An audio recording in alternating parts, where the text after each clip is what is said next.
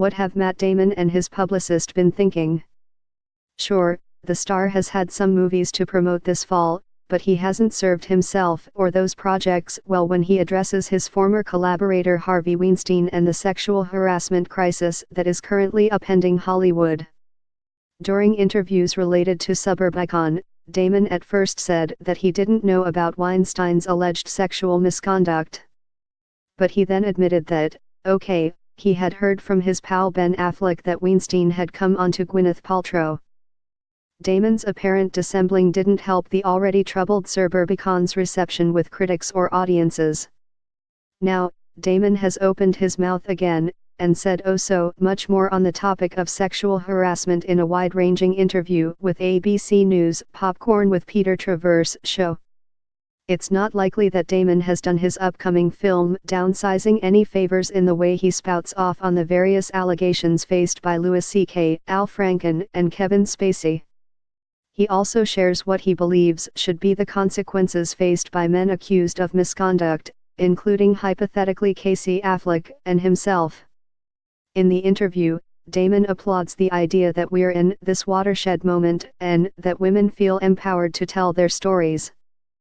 But he worries that our current culture of outrage and injury will lead us to extremes in how we punish certain alleged predators. I do believe that there's a spectrum of behavior, right, he said. And we're going to have to figure there's a difference between, patting someone on the butt and rape or child molestation, right? It's likely that Damon thought he was being honest and that he should be given lots of credit for not trying to evade questions or for not obfuscating his true feelings. However, it's also likely that some of these true feelings will strike some as tone-deaf and spark more controversy around himself and his future projects. In any case, here's a summary of what Damon had to say about certain powerful men and what consequences they should face for their alleged misconduct. Louis C.K. should be forgiven. While Damon admits that he doesn't know all the details about the claims against Louis C.K., he said he was moved by the comedian's admission of guilt and expression of remorse. C.K. was accused by 5 women of harassment, notably of exposing himself to several of them and forcing them to watch him masturbate. I did see his statement, which was arresting to me, Damon said.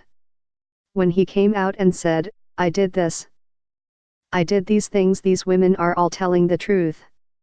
And I just remember thinking, well, that's the sign of somebody who we can work with that. Damon doesn't think that CK, whom he's never met, will ever do those kinds of things again. I imagine the price that he's paid at this point is so beyond anything that I just think that we have to start delineating between what these behaviors are. Al Franken is nowhere near as bad as Harvey Weinstein. Damon suggested that Minnesota Democrat Al Franken shouldn't have resigned from his U.S.